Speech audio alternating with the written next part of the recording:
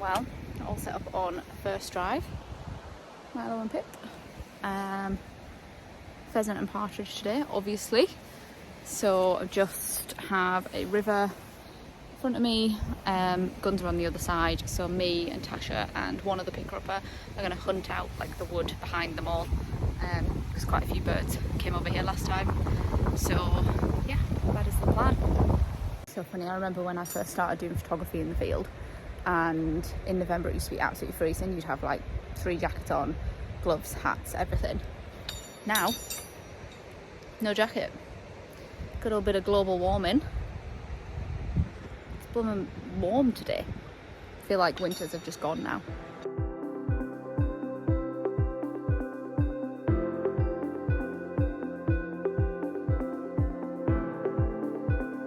Come on!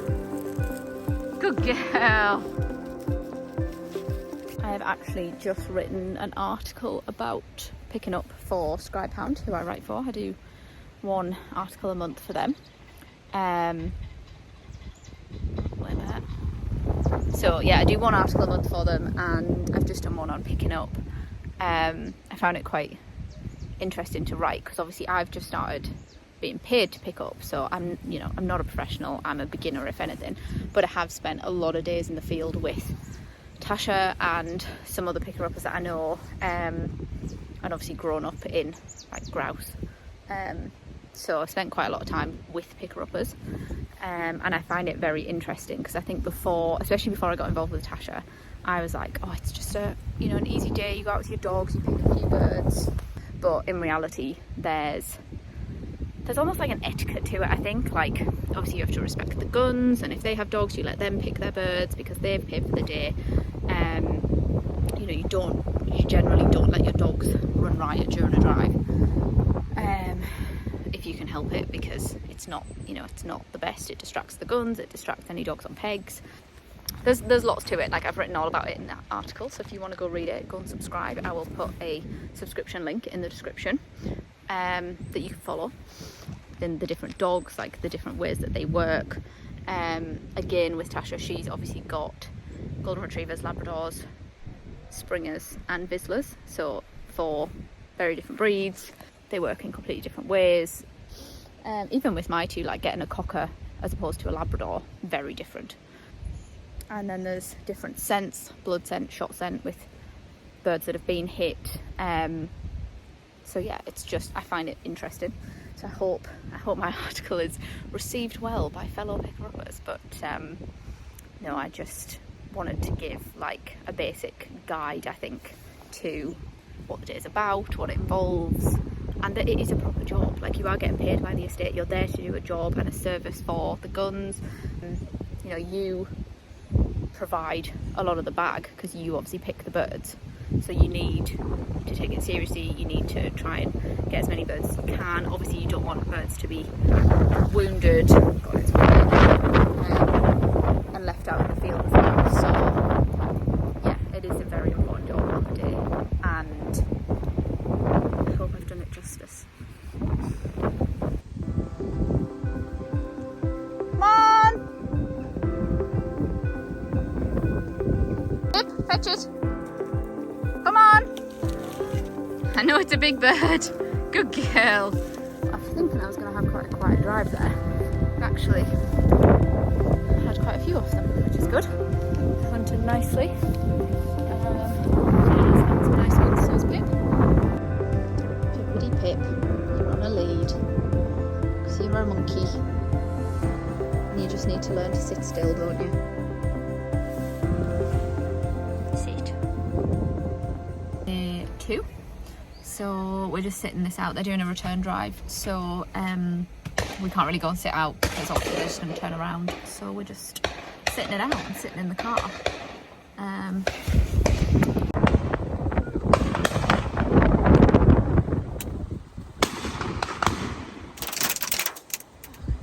So yeah, a bit windier today as well and a bit colder, so I'm actually quite happy to be sitting in the car for the first 2 drives. Then we're just going to sweep. It's like a massive hill. Me and Tasha are going to sweep that. Sweep all the way back round and then go on to the 3rd drive.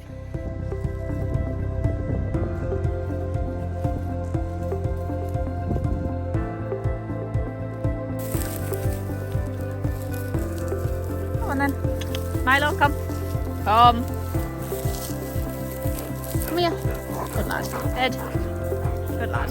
Good boy. Go on then. Get on.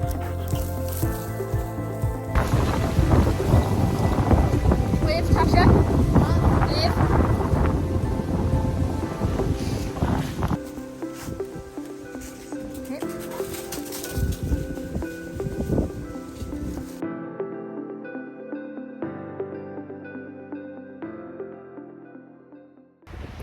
The joys of shoot days. It's actually not been bad. It's just been cold today, cold and windy, but it's not bad.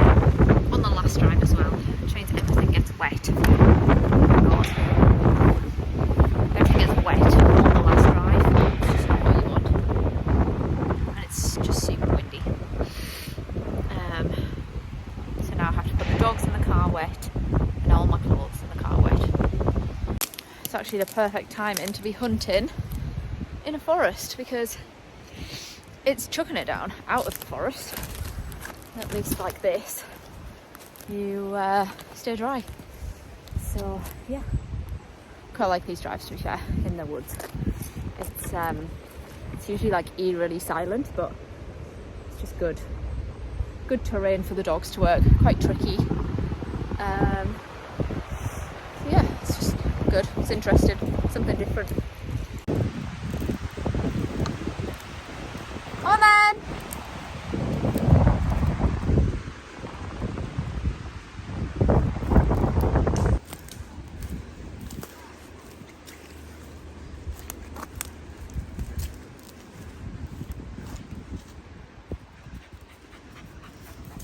Pip. Well, that is the end of shoot day 2. Bit of a quieter day today, to be fair. The guns had a lot of dogs, so they did a lot of their own picking, which is fine, and obviously they enjoy it, so it's good that they pick their own birds. So yeah, definitely quieter for my dogs, but to be fair, they get tired. Like Milo gets quite tired, so not a bad day that he's had a quieter day. So now I'm just gonna drive. I'm going slightly further south for some different kind of shoot days. So, well, different, like lower ground. So I'm just about to set off down there. A couple hours drive, just not too bad. And then I will film that as well. Show the difference a little bit.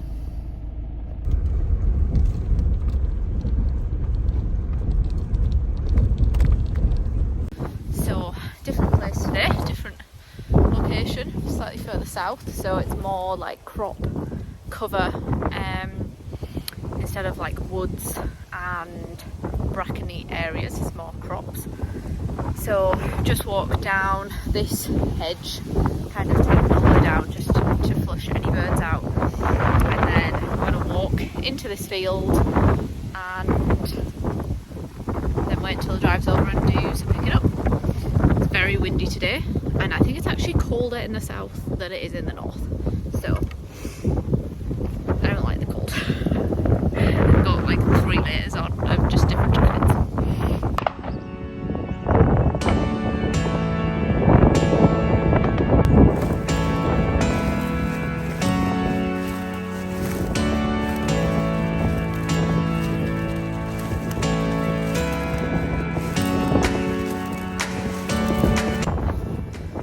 You probably can't hit anything I'm saying because it's so windy. Actually made Pip a little bed because it's so windy and cold.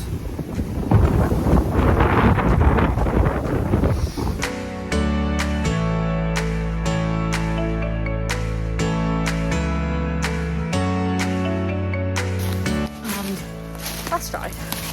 So in a wood similar to, it was yesterday we did a drive like this. Totally different shoot, but we did. So Milo's found one. Milo's dog of the day at the moment. He has had, well, twice as many as Pip. So, oh, Pip's got one. Never mind. Good girl.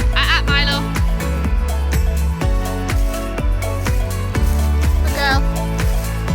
Come on then. Get on.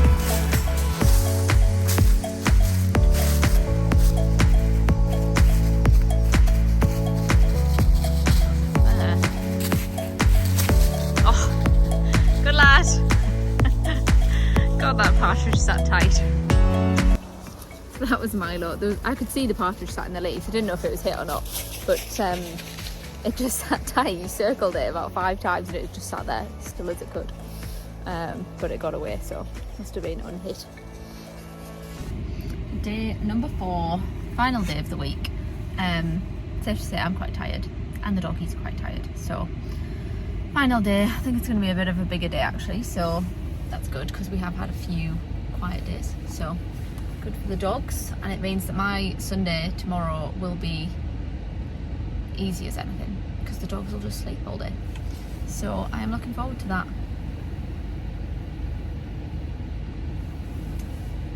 Classic coffee on a morning, and to be fair, smoothie. Love a good smoothie on a morning, and then sausage rolls for lunch. Hot sausage rolls for lunch, even better.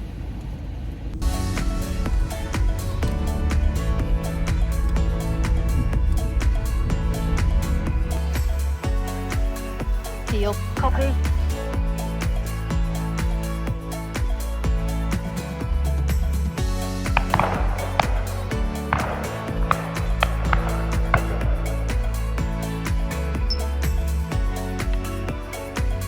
Good lad. Come on then. Yeah. Good dog. Good dog. Get in there. Come on. Girl.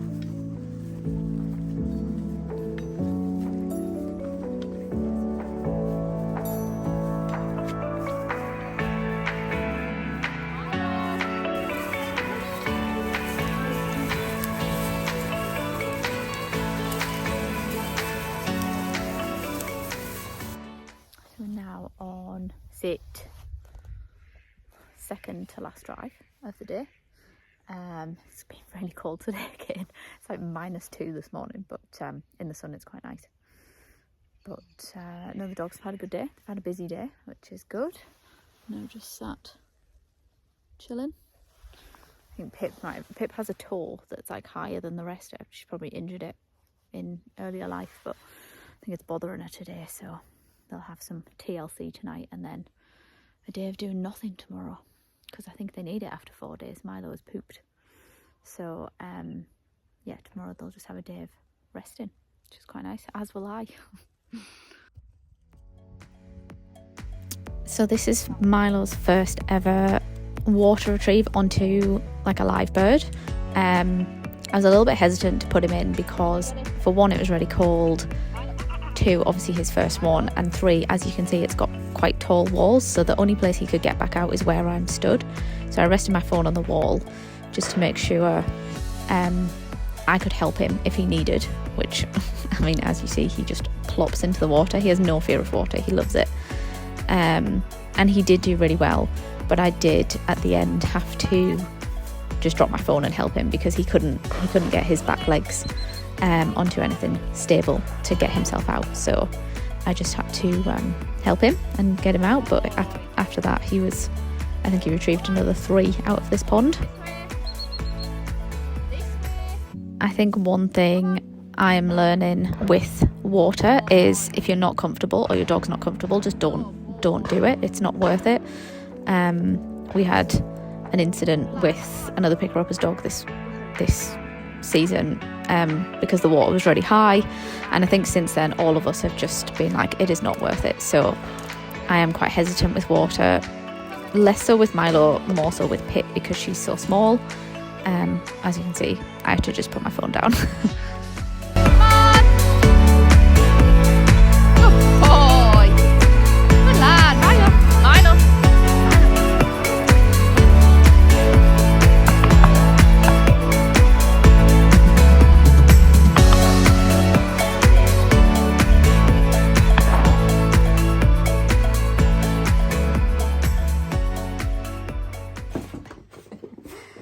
So unhappy to be home.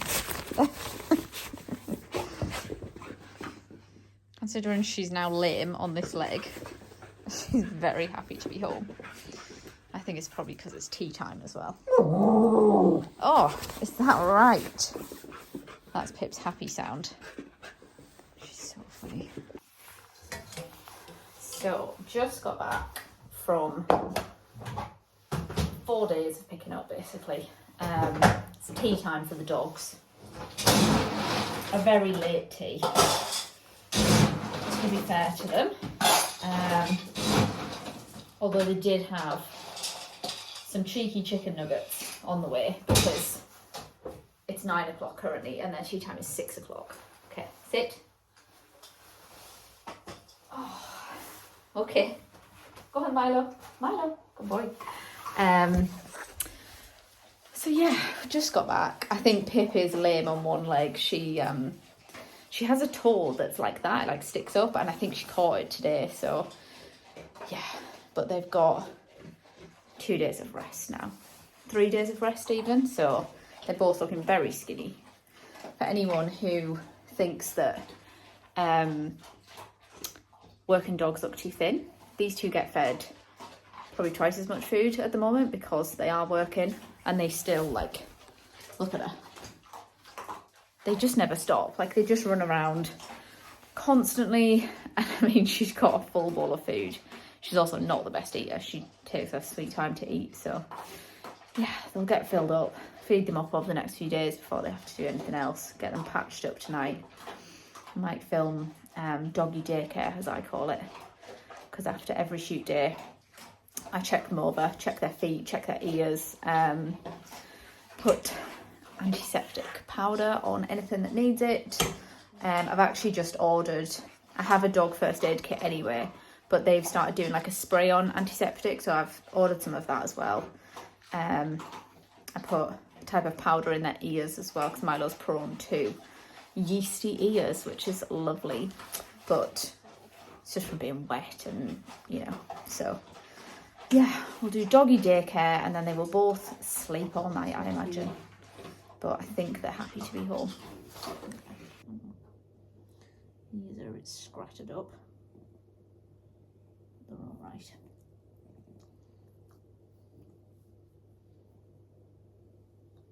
Just checked over all of Pip pretty much and pulled some burrs from her because she was covered in like thistle heads and things, and then we move on to Milo, who absolutely loves doggy daycare because he just loves any kind of attention. So yeah, just checked all of his feet and his ears and everything. He was fine. They just have a few little minor scrapes, but otherwise they were fine. Check here, you're usually more beaten up than Pip's will have.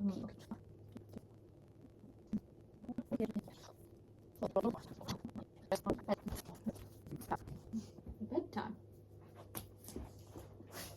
Good boy. Oh, it's doggy daycare done, so both fine, just scratches and scrapes, isn't it? Yeah, but they're mainly just tired. And Pip was just tangled up with all kinds of grass and burrs and all sorts, so you can come out now, Pip. She has to go in the cage while I do my looks, otherwise this is what happens as I'm trying to sort Milo out. So she has to go in the cage. But yeah, all good.